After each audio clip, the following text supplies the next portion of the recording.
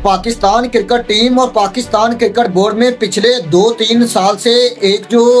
तब्दीलियों का सिलसिला शुरू हुआ है वो अब तक खत्म होने का नाम नहीं ले रहा। अगर हम पाकिस्तान क्रिकेट बोर्ड की बात करें तो कभी एहसान मानी, फिर उसके बाद अगर देखें तो ज़का अशरफ और फिर कभी मोहसिन नकवी पाकिस्तान क्रिकेट बोर्ड में आ जाते हैं। और फिर उसके बाद अगर देखें तो पाकिस्तान क्रिकेट टीम का भी यही हाल है, जहां कभी शाहीन शाह अफरीदी को पाकिस्तान की कप्तानी बाबर आजम से लेकर दी जाती है और फिर एकदम से शाहीन शाह को हटाकर फिर बाबर आजम को पाकिस्तान टीम का कप्तान बना दिया जाता है। और अब जो खबरें निकलकर सामने आ रही हैं कि शान मसूद और बाबर आजम इन दोनों की छुट्टी होने जा रही है और शाहीन शाह को तो पहले ही पीसीबी साइड पर कर चुका है। और अब खबरें ये निकलकर सामने आ रही हैं कि मोहम्मद रिजवान जो है वो पाकिस्तान के आने वाले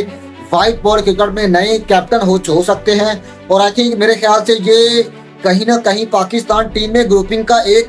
एक जो नया चैप्टर है वो शुरू होने जा रहा है। क्योंकि अगर हम देखें तो बाबर और रिजवान की जो दोस्ती है वो आपको पता है, उससे कोई भी बंदा जो है वो इनकार नहीं कर सकता। और जहां तक रहा सवाल टीम के अंदर ग्रुपिंग का, तो बाबर रिजवान एक साइड पर और शाहीन शाह अफरीदी और उनके साथ जो फखर जमान वगैरह हैं वो एक साइड पर। और इन सारे मामलात को देखें तो या तो फिर शाहीन शाह अफरीदी की जो पार्टी है वो पाकिस्तान टीम में खेलेगी और या फिर बाबर आजम और मोहम्मद रिजवान की जो पार्टी है वो खेलेगी।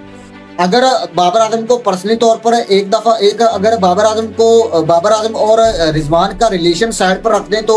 आई थिंक जो कैपेबिलिटी मोहम्मद रिजवान के अंदर है कैप्टनसी की, आई थिंक वो पाकिस्तान में इस वक्त जो भी पाकिस्तान के प्लेयर्स हैं इनमें किसी के अंदर नहीं। क्योंकि हमने पीएसएल में देखा जिस तरीके से वो बॉलर्स और बैट्समैनों को साथ लेकर चलते हैं और स्पेशली क्रूशियल मोमेंट्स के ऊपर, स्पेशली उन मोमेंट्स के ऊपर जहां पर एक दिलेराना फैसले करने होते हैं या फिर जहां पर गेम अवेयरनेस के साथ ग्राउंड में होना पड़ता है कप्तान को, उस तरीके से हमें झलकियां दिखाई देती हैं रिजवान के अंदर। और रिजवान को अगर पाकिस्तान के साथ रिजवान अगर फेयर तरीके से चलते हैं तो आई थिंक इस वक्त रिजवान के अलावा आपके पास कोई भी बड़ी चॉइस दिखाई नहीं देती। लेकिन यहाँ पर सवाल ये उठता है कि क्या मोहम्मद रिजवान पाकिस्तान के साथ और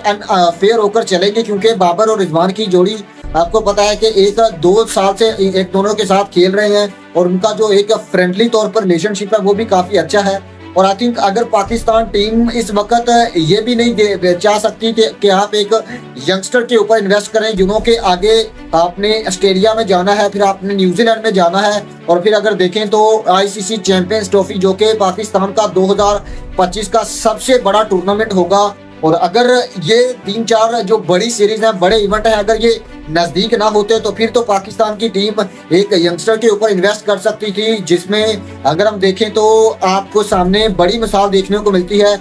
अगर हम देखें कैप्टनसी के हवाले से बात कर रहा हूँ, फखर जमान के ऊपर आप इन्वेस्ट कर सकते थे, क्योंकि स्पेशली व्हाइट बॉल में, क्योंकि जिस तरीके का उनका माइंडसेट है, आपने देखा कि वो हमेशा से टीम के लिए खेलते हैं, कभी भी उन्होंने अपनी बैटिंग की परवाह नहीं की। स्पेशली T20 में देख ले, वनडे में देख ले, 2023 के वो ओडीआई वर्ल्ड कप में न्यूजीलैंड के खिलाफ उनकी वो ताबड़तोड़ मारी जहां पर न्यूजीलैंड वाले बेबस हो गए थे, उसको कौन भूल सकता है। और आई थिंक उसके अलावा अगर देखें तो आपको बॉलिंग में मेरे ख्याल से कोई उतना बड़ा नाम दिखाई नहीं देता। शाहीन शाह के ऊपर आप इन्वेस्ट कर सकते थे, हालांकि उनके अंदर भी कप्तानी के वो कीड़े जो हैं वो मौजूद हैं। लेकिन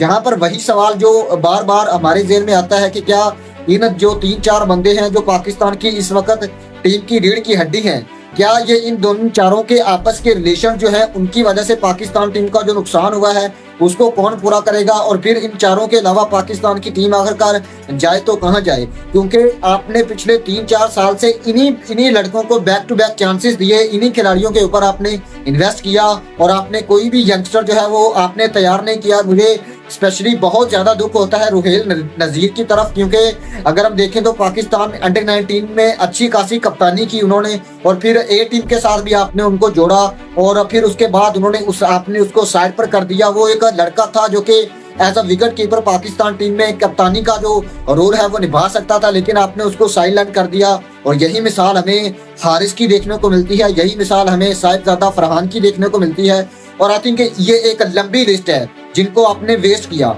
और अगर आप उन लड़कों के ऊपर इन्वेस्ट करते तो मेरे ख्याल से आपके पास एक दो कप्तान जो है वो डोमेस्टिक लेवल के ऊपर तैयार हो सकते थे, जो कि आपको इन फ्यूचर बाबर और रिजवान या शाहीन के बाद आपकी टीम की कप्तानी तैयार कर सके। सो मेरे ख्याल से अगर तो पाकिस्तान की टीम यहाँ पर रिजवान को लेकर आती है तो